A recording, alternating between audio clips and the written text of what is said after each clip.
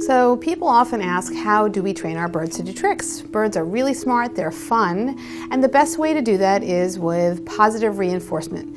That means, what does your bird like to do, to eat, to play with, that you can use as a reward for doing a certain behavior?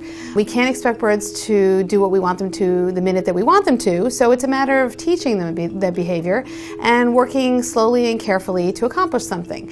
Usually we do something called positive reinforcement for successive approximations. That's a big fancy way to say that if a bird starts to do something that looks like the behavior, we reward them for that. So if you want a bird to step up, for example, or turn around on the perch, as soon as the bird picks up his or her foot, we reward them. We reward them with a treat that they wouldn't get any other time. That's something really, really special as an incentive to do that behavior. And then every day we practice a little bit and we raise the bar a little bit higher each day, so they have to accomplish just a little bit more before they get that reward. What are some of the things we don't want to do, Sarah?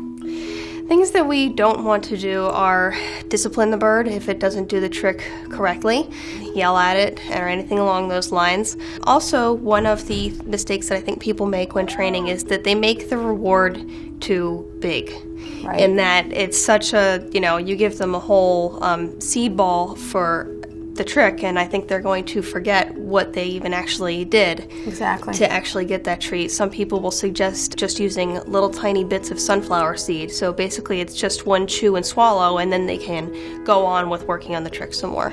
Yeah, we can use almond slivers, anything that your bird really likes. And remember, what your bird likes may be very different from what my bird likes. Different animals and different people have different tastes. So one of the things you can do is just watch your bird in his or her cage and look for the things that he or she picks out in terms of food, the toys that she likes or he likes, what is positively reinforcing to your bird, and then use that. But just remember that the rewards and the treats that you give for a given behavior must be something that's completely special and unavailable at other times.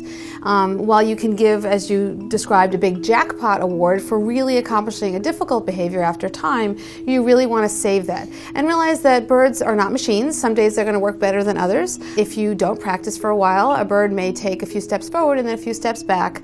They are all allowed to have bad days too. Maybe they're tired or impatient and they don't want to work on a certain day. But all it takes is just a few minutes a day, and you can teach your bird to do any number of fun and exciting tricks.